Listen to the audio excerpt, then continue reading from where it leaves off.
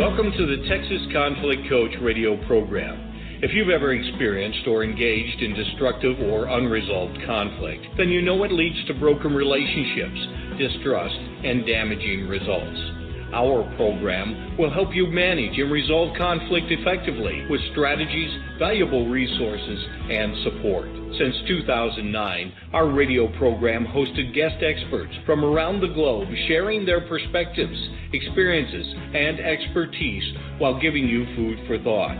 If you can't listen live, then download and listen to any of our 300-plus podcasts in our library at texasconflictcoach.com. So sit back, relax, or join the conversation every Tuesday evening, or tweet us at TXConflictCoach.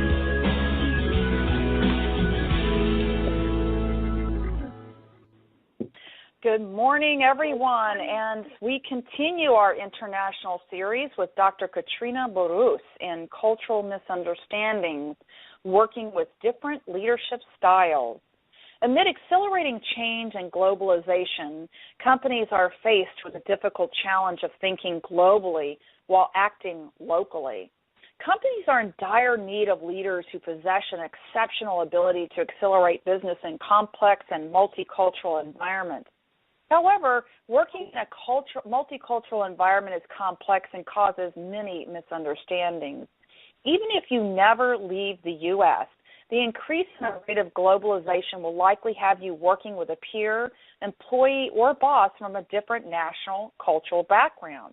So we will discuss with Katrina how these cultural misunderstandings take place and how you might prepare yourself to overcome them. Now with me again is Dr. Katrina Burrus. She is a master certified coach with a proven track record in coaching numerous international leaders, including Nestle, Novartis, CERN, the UNAIDS, and United Nations, just to name a few. Her coaching career has taken her to Europe, Asia, and the United States, and she is recognized for her distinctive capabilities with leaders and teams from a wide variety of cultural backgrounds. Now, we do have our chat room open at Blog Talk Radio, and that's simply blogtalkradio.com/Texas-conflict-coach. And we also invite you to participate in our Twitter feed using the hashtag TCCRadio. Katrina, I'm so glad to finally have you on my program. Yay, welcome. Yay. Thank you, Patty. I'm delighted to be here. That's really a treat. Thank you so much. Yes, and so Katrina is calling in from Geneva, Switzerland today, and so we're going to get right into our conversation about cultural misunderstandings. So why is cultural understanding important to know? Well, maybe a lot of people don't know, but 40% of senior level external hires fail within the first 18 months of their transition into a new company. That's a lot. 40% fail after 18 months. So the cost of these failed senior level executives that are in transition is at least 10 times their base salary. Cultural misunderstanding is one of the key derailers, and that's done by the Center of Creative Leadership that has done research on this. Watkins, in his onboarding book, has also highly substantiated that by research. And cultural misunderstanding goes beyond, as a key derailer, it goes beyond the understanding of business drivers, beyond having industry experience, and beyond team experience and relationship skills. So this is a key factor. And that's one of the importance of having a cultural understanding, especially across national cultures. But I'm going to give you two more, because if you understand the culture, even if you go from one corporation to the other, if you understand faster and more quickly, then you can sort of find your bearings much more quickly and be more effective and efficient. And in fact, a lot of my expertise comes from helping these leaders to accelerate their understanding of the national, regional, and corporate and functional differences and cultural differences within organizations that are both explicit and implicit especially. And this, yeah. I'll just tell you another one, Patty. I'll give you an experience I had with a client. Is cultural misunderstanding can impede a leader from being promoted. And I have a case study to share. I'm going to call my case study is Wang Wing. Okay, he's Chinese. He's lived half of his life in China and half in Switzerland, and a Swiss multinational. He was in the research department and he was perceived as a potential talent and was doing very well. But in the coaching, I interviewed all his stakeholders that work around him. And indeed, he was a potential to be a talent in this multinational. But there was one caveat. His leadership style was based much more on consensus, avoiding conflict, and being non-directive. And his boss, he said, look, Katrina, Wang Wing, if he doesn't speak up more in these executive committees, if he doesn't interrupt, if he's not assertive among these alpha males in our company, he will never be perceived as a leader. And his chances of being promoted are nil. And so as his coach, I worked on making him more conscious of his leadership style, which was much more Eastern, and adapt a little bit more to this Western style of leadership that he perceived as being rude to interrupt. After all, you need to understand that in China, people will always try to avoid direct confrontation because they will never disagree in public since nobody wants to lose face. And so it's a great importance is given to group harmony, and therefore instead of saying no, the Chinese will prefer a less direct way. So the moral of the story is to identify what leadership style is prevalent within an organization, what is valued, and what does the leader accept to adapt. Is he going to feel like he's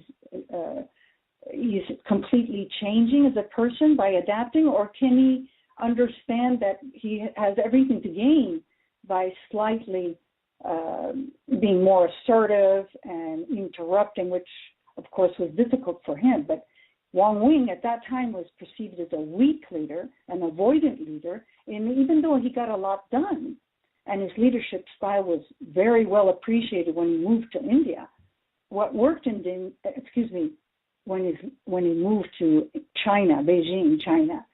So what worked in Beijing, China was not well perceived in this multi-Western company. So that's just an example, Patty, of how not adapting or not understanding what is the prevalent leadership style can really deter you from your promotion. Well, and I think that's really very significant, because where he might have been in China is very successful and perceived as a very strong leader, aligned with the values of not only the company's culture or organization, but the culture in which he lived and in which the organizations. But you go to a whole other country that has a whole different culture, and then the organization has a different culture. Where can those leaders adapt, if they can adapt, and that's where your coaching is really supportive. But that means really becoming very conscious, self-aware, and then insightful about that. So before we go further, is there anything more you want to say about how you define culture? Well, let's say there's 3 thought leaders about culture, and so I'm going to give their definition. I think is Trompenaar is a key thinker in this area, and he says culture is the way in which a group of people solve problems and reconciles dilemmas. A problem that is regularly solved disappears from consciousness and becomes a basic assumption and an underlying premise. So, in other words, you don't even realize that you have a way of doing things, and it's pre-conscious, and that's why you can be so surprised when you're in a situation with a different culture that you can't even believe that they think so differently. Now, Hochstein is another big thinker in the culture, and he says, culture consists of a shared mental program that conditions individuals' responses to their environment. Okay, so it's a group of people that think a certain way. And again, as we know, these are assumptions. Often they're pre-conscious. And then Schein, who's a big thinker in the organizational development, says the sum total of all these shared, taken for granted assumptions that a group has learned throughout its history is a residue of success, meaning that these assumptions were successful at one time, but placed in a totally different situation, they're no longer valid. So these are the big thinkers, Trompenaar, Hersteed, and Schein, that I think have summarized how you can define culture. You know, it's very interesting that these leaders, these senior leaders who 40% of them that fail after 18 months, you know, that there's some expectation or miracle that they're just going to take where they are and their shared mental pre-conscious cultural values and all of a sudden transplant themselves in a whole different culture, different organization, a different, different country even, and be able to adapt to those assumptions. Because like you said, there's this pre-conscious, subconscious, like, how does this even exist? Because it's not even in my realm of thinking. And no wonder we have people like you as executive coaches who help these leaders to translate into more successful leaders when they're going into these companies and stuff. So in short, where does cultural misunderstanding then come from? Anything more you want to say about that? Yeah, so we can summarize that from these three definitions. Cultural misunderstanding is a difference of assumptions that occur between different countries. And where I want to stress, it's not only different countries, but it's also regions. It's different. There's corporate cultures that are different. There's team cultures that are different, and subgroups. So it can be a miscommunication that's simply provoked by different assumptions, priority, values. And it's on a continuum. These misunderstandings can be a lot more when there's integrated different cultures, different nationalities, so that complexifies the situation. Okay, so I want to pick up on something you said earlier with this case study with the Chinese leader. So here he was in his country, very successful. He was aligned with his Eastern values, aligned with the country's Eastern philosophy of being less direct, conflict avoidant, seeking peace and harmony, and then moves to another country where there's a whole different set of cultural misunderstandings. And as you said, there's a continuum of where that might be within the organization, within the country's organization. So what happens when we have our own personal values as an individual and we clash with those organizational values? What might be some examples of cultural misunderstandings when our individual values clash with a company's values? Okay, I'll give you another one of my cases, okay? So this time I'll take a European, an Italian, whose name I'll call him Giacomo, and he's working for a Swiss company. Okay, so these are difference in values. Now, you have to realize that Switzerland and in Geneva really was the center of the Calvinist Protestant. Okay, what does that mean? Calvinist Protestants are very low-key, very the opposite of showing off. They're very understated, okay? So Giacomo, just sort of these fun examples, but he exchanges his frequent flyers for his favorite airlines and exchange his business class ticket that was purchased by his company to go first class, okay? Well, the CEO of this Calvinist Protestant organization, who epitomizes discretion, doesn't fly first class. So how is that perceived by the people in the company? Well, he said, well, who does he think? Who does Giacomo think he is? He's pretentious. So even though he just came within, here he has already thrown the seeds of being perceived as pretentious when, after all, he didn't even use his money.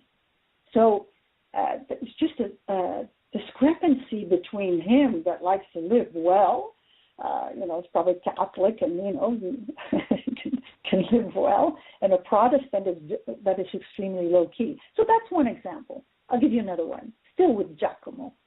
And he was part of the executive committee that speaks at the end of the year, since he was a top leader.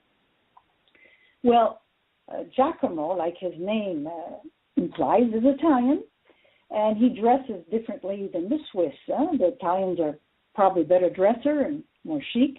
But Giacomo had gained a little bit of weight, and his suit was tight. And when he was up at the podium giving his speech, the ladies at the front of the row were spreading rumors that Giacomo was coming off as a playboy and wanting to be seductive. His clothes were tight because he wanted to show off his body. And so you see such silly things. But since his dressing code was so different and much tighter than somebody that sort of doesn't show his body, this is what the rumors spread. So again, as a coach, you bring this knowledge or bring this to his awareness, and then he decides what he wants to do. Well, in his case, he was completely unaware. So that gives you just two different value systems that play out unknowingly and sort of very, not very important things. Again, here it is in this case where they have these personal values that's so ingrained in who they are and their personality, they don't even have to think about it. It's like they're unconsciously competent in terms of who they are, but they're unconsciously incompetent in how that is impacting in this company that they're working for, unaware, and then like you said, because those rumors then spread, then people are like, oh, maybe he's not an effective leader, or they label this individual in a certain way until it becomes a problem, and that's where with the coaching that you do raises that level of awareness, and not surprisingly, a lot of these folks are shocked. Because they have not heard it either directly before or they're in disbelief of that. Before we go on, I just want to remind the listeners, you are tuned into the Texas Conflict Coach blog talk radio program, and we're talking with Dr. Katrina Burrus, who is an executive coach with MKB Council in Geneva, Switzerland, and we're talking about in our international series, Cultural Misunderstandings, and working with different leadership styles, but what are the things that Katrina is finding, and what is she doing to support these leaders, and especially breaking this, this 40% senior leaders who fail in working in these multicultural companies after a very short period of time. Now, what other aspects of culture can cause conflict? Well, we sort of briefly talked. Trompenaar sees it at three levels. The first is the national and ethnic one. That's one level when one nationality is opposed to another, like the Canadians versus the Norwegians. So these are North American versus Western Europe, which is a whole region. The second level is on the organizational or corporate one, so it's the corporate culture difference. So if you're working for Ford, a car company, as opposed to Novartis, a pharmaceutical company, different values, different ways of behaving. The third level would be within a function within a company, that it can be the accounting has different value systems than the marketing, who wants absolutely revenues, or the finance that wants to tighten the cost structure. So we all have had experiences at these different levels, but I think it's important to know that there's different levels of cultural misunderstandings. One being the national level, which is the most obvious, which I'll talk some more future, a little bit later.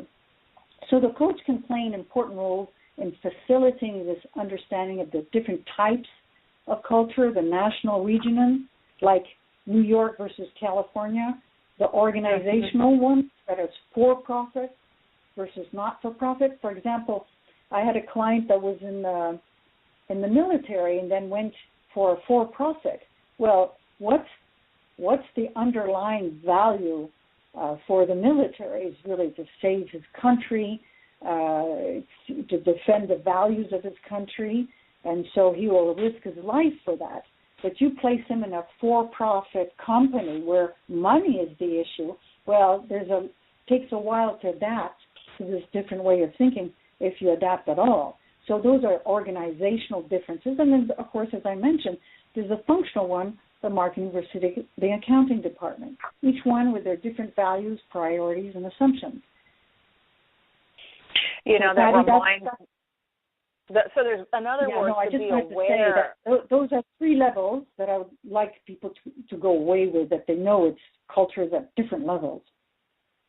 And I appreciate you underscoring that because, you know, when you're dealing with conflict and you're dealing with, in your case, you're coaching a lot of leaders, senior level leaders, part of it is identifying where's the cultural clash coming from. Is it from this national part? Is it from the organization themselves and where their own personal values are, like you said? So identifying first where is this culture clash when it comes to dealing with the conflict is really important. It reminds me of a lot of the conflict situations I deal with where when you talked about this last gentleman about the military and oftentimes living in Texas, in San Antonio in particular, we're referred to often as Military City, USA, because we have a number of bases in San Antonio and we have a lot of folks who there retire from the military there. They could still be pretty young in their 40s when they retire. So it's not someone who's like 65, and they're, of course, transitioning into the workforce. And so often many of the organizations I work for that have both a civilian population and a military population, there's culture clashes all the time with the military values, which oftentimes do clash with the civilian values. Or you have military who retire and go into a corporate culture or an agency culture or a nonprofit culture. They bring those values that are so instilled with them in the military that often it's, for some, they feel is really rigid, structured, and even the value, respect, honesty, whatever the value is that company holds dear, even that has different meanings. So I would imagine that these different levels of cultural clashes, there's even different meanings within what those values mean to people. I don't know if there's anything more you want to say about those meanings in the values. Well, I'm just going to give you an example because I work for-profit companies and not-for-profit. Of course, I work for the UN or UNAIDS or International Labor Organization or World Trade Organization. So, for example, if I go into those organizations, I make sure that my vocabulary is less indicative of a for-profit company. Why? Because if I come with the pro-profit jargon, they say, but she's not from our world. She doesn't understand us. So it's really important to adapt to their value systems and talk like them, for example. So give me an example then. One of the things that you deal with, as you said, this really high level, which is the national or ethnic. What are some cultural misunderstandings that can be caused due to these national cultural differences, for example? Yeah, I'll just refer to Trompenaar again and Charles Hampton Turner. They saw three levels, differences in relationships, different in their reaction to time, and different to their reaction to the environment. I can't go through all of this, but I do have some resources on my website. But I'm going to give you a few examples of this. First of all, it's qualities. Trompenaar puts qualities on a continuum with each variable at the opposite ends of a scale. So, for example, the first one I'll talk about will be on a continuum will be particularism, which focus on individual friendship. And on the other end is universalism that focus on governing concepts of the relationship. So what do I mean by that? Universalist culture respects rules first and foremost. That should apply equally to everybody. Everyone should be treated the same way. That's a universalist culture. The particular culturalist would place friendship before abstract societal rules, like the rules apply to everybody. So Schopenhauer gives an example of a car accident. And in the universalist countries, the vast majority of the population are not ready to lie to help their friend out that is responsible for the car accident. Okay, they say they hit somebody. Okay, they'll say, no, our friend here hit somebody. In the particularist countries, most people would testify in favor of their friend. And so when they were asked what happened, they said, oh, he didn't touch him. You see? Because friendship, the relationship they have overrides, the general rules.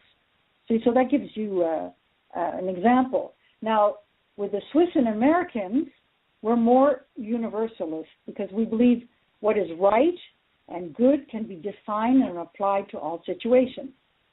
Okay, and we place legal contracts and rules above relationships, basically, according to the particularist. A trustworthy person, as we see it, is someone who honors his or her word or contract.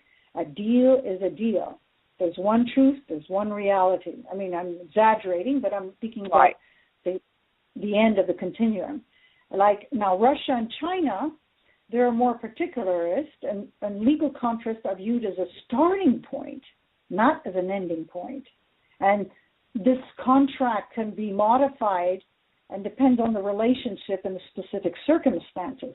So, of course, you have to explain if the Americans go to China and deal with them and sign a contract, and the Americans or the Swiss believe that it's done deal, it's clear, it's specific, it's written, and of course the Chinese might change it again because it's not according to the contract, but to how they perceive the trustworthiness of the person. So that gives you an example of the difference, and it's good to know these differences before you start doing business with them. I can give you another one, Patty. Yes, please. Okay, so we'll have time to do at least another one or two.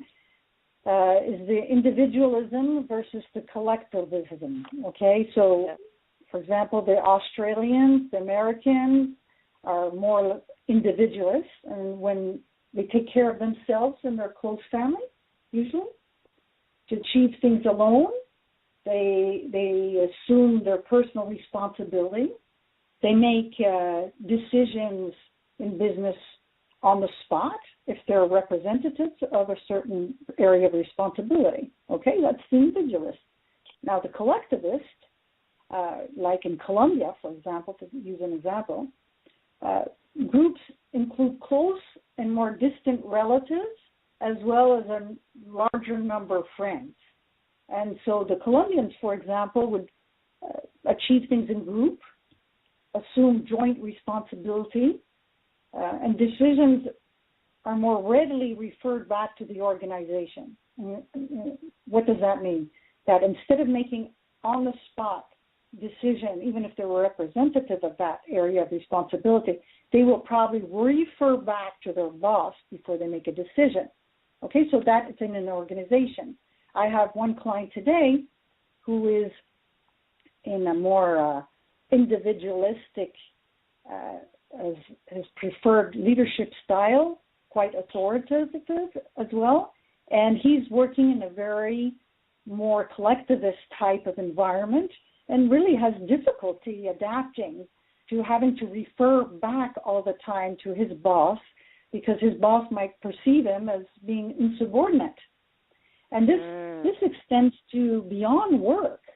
It goes also when people go on vacations even, maybe Colombians or you see Japanese, they go in groups on vacation with extended family and friends, so that's why sometimes we tease that the Japanese go always in groups.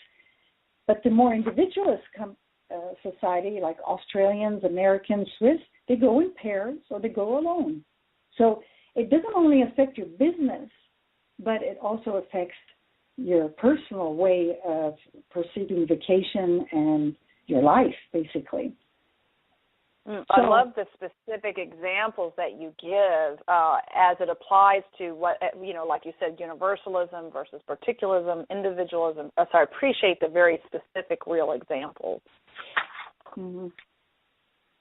And Wang Win is a collectivist, the example I gave, the Chinese fellow. So, he will always reward his team and always make a decision with his team. And, of course, it's much slower. So if you're in a Western society where people feel like the leader, should take the responsibility and be rapid, and this collectivist, coming from a more collectivist, Wang Wing was making sure his team was on board.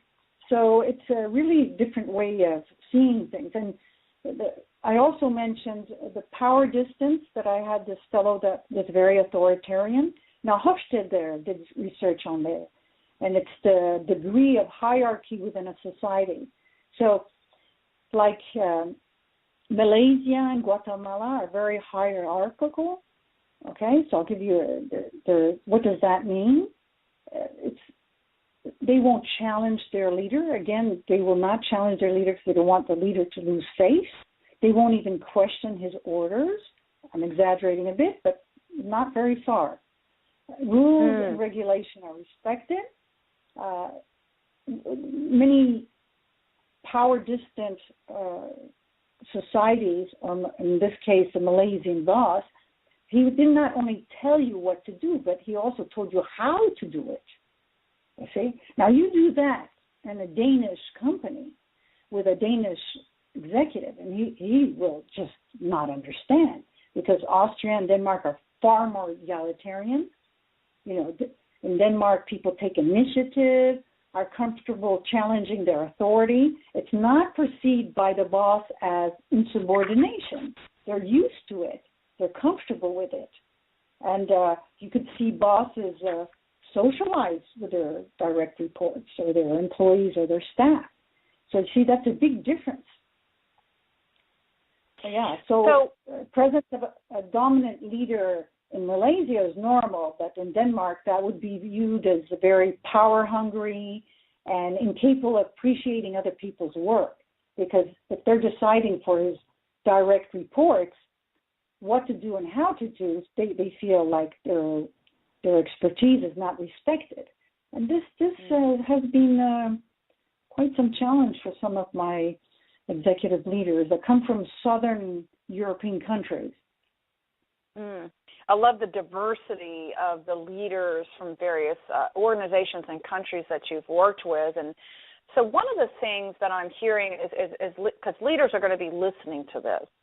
And one of the things you said earlier as a strategy is know exactly what is valued in the organization and be open to being adaptable to your leadership style. And so knowing that culture in which you're leading is going to be critical in being successful in leading that organization. What other strategies, based on your experience with coaching those folks, that you want leaders to hear now to overcome some of these challenges? Yes. Okay. So we saw about the universalist and the particularist. So the universalist, probably society will want people to come to the meetings organized with a formal plan, items. America's a bit like that, and I've been working with American and Romanians, and there's sometimes different expectancies when you come in a meeting. But generally speaking, the universalist wants well-organized formal plans. And the particularist, if you're with that kind of culture, you want to spend a lot more time invested in developing relationships. And so this is also important if you're a coach to be wary of this, so that, the universalist might want you to come with a plan of a process of what are you going to hold, what are you going to do at what time. And maybe the particularist culture would be wanting you to have several meetings to just feel you out. So I'm generalizing again, but I mean, it's to be aware of these different approaches and before a meeting, being aware of that. It can also be, like we saw the Myers-Briggs Type Indicator, individual preference. So you have to distinguish. I'm generalizing here, so there's some people that just love to be super organized and others more relational, but you have to add the extra layer of what culture they come from. So that's one of the things. And I also talked about the individualist versus communitarian cultural differences. So if you're in an organization and you are a leader, you want to be sure that reward systems in an individualist can be attributed to an individual, a star system. But in a communitarian culture, you definitely want to have the reward system attributed to a group of people. So this goes into the reward system of an organization, how you're going to appreciate somebody. If you're in a communitarian culture, a collectivist culture, and you bring somebody to the top to be recognized, he might feel ill at ease because he will want all his teams to be there. That's an example. What else can I say? Oh, I will say that I'm giving you big generalizations, but more and more we're seeing that with globalization and accelerating change, that people are living in different countries and maybe have a mother that is one country and a father from another country, and they live in a third country, which I call global nomadic leaders. And of course, that's a lot harder to know how they perceive the situation and how to approach them. But never mind asking, sometimes what they value, as you said, Patricia, is what do they value, what is recognized in this company, and the kind of things you can ask to find out, and certainly a coach can find out for the leader. Yes. This is such a big topic, and you're such an expert in this area. And as we start to close this particular episode, I encourage people to reach out to you. And we're gonna do an assignment for the week in just a moment. But where can people find you if they want to talk more with you or hire you as an executive coach in this area of expertise? Where can they find you? Well, they can find it on the website, excellenexecutivecoaching.com. And there's also resources. And there's going to be one in 24 hours. There'll be a resource about all the different levels of culture. So that will be on the website. And there's already information on the website. So it's excellenexecutivecoaching.com? Yes. Okay, so that's where you can find Katrina Burrus, and that's spelled Burrus. Now, we usually sign an assignment for the week. As coaches, we do that, don't we? And then, or a call to action. So what do you have for our leaders that are listening in? Okay, can I give you 4 quick ones? Yeah. First, if you have the opportunity, get a specialized coach in cultural understanding or on onboarding process, especially if you're going to another country or you're going to be working with somebody from another country. You'll learn so much, and once you've integrated that learning, it'll help for a promotion, or if you're going to do something differently, or going from another corporation, or going from a profit to a nonprofit. It's a learning that you have that you can use. The second one, which is to find out general information about the specific national and corporate culture. I have an article on my website. You're welcome to have it and download it.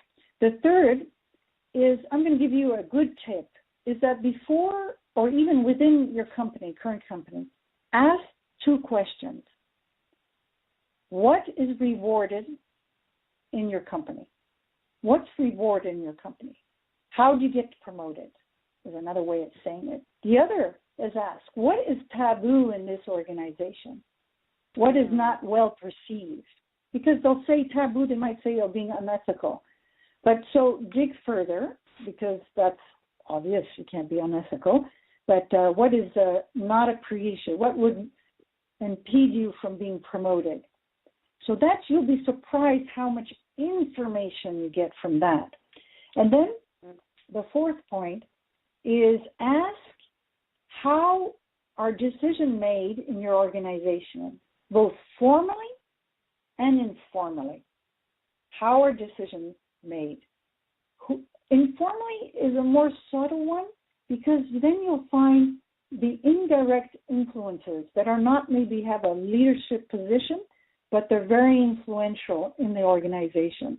And when leaders come into a new organization with a change project, they need to bring on board both the formal leaders, but also the informal leaders. So that's my call to action. Okay? Get excellent. A specific coach that is specialized in that you can integrate those kind of learnings that you can apply elsewhere. The second is download any information you can on a specific country or culture if you're dealing with somebody of that culture. And also these questions. What is rewarded? What is taboo? How are decisions made formally and informally? So, Patty, that's my call to action. Excellent. Now, Katrina, do you have any type of work, in addition to the resources that you just talked about on the excellentexecutivecoaching.com website, are there any additional workshops or anything of that nature that's available to folks at this point? Well, I gave you 3 resources of top thinkers in that field, which is Tromperneur, Hofstede, and Schein. And, of course, I also give a workshop that's called Global Nomadic Leadership Development, and that is really those very mobile, highly mobile leaders that have multiple cultural identity, and what do they have that is particular that we can learn from and we can avoid, because they also have drawbacks. So, and also in that workshop, I help people learn how to onboard into a new situation from one corporation to another, or after they're promoted. Because, after you're promoted, you're a bit overwhelmed. There's a moment of stress, and when you're in that moment of stress, you might revert back to what you do well to sort of comfort yourself, what you did previously. And, of course, that's a big danger, because you need to be more strategic, have a better overview, and the whole call to a different type of situation. You have to be more strategic, especially if it's a promotion. So that's okay. Okay, very good. Now, do you have, as we begin to close here, what final word would you like to leave with our listeners? Oh, be curious. Be curious. It's so wonderful to learn about different cultures. Travel the world. There's so much to learn. And that's the beginning of the process of questioning your underlying assumptions with others. So that's my final word. Enjoy. There's a world to explore. Thank you so much. Thank you so much, Katrina, for being with us. And everyone, have a great day. Thank you, everyone. Thank you for listening to the Texas Conflict Coach. We hope you've enjoyed the program. You can find over 300 podcasts archived to listen at your own convenience at texasconflictcoach.com, or download the podcast at iTunes or Stitcher Radio. To learn about upcoming radio programs and resources, sign up for our monthly e-newsletter.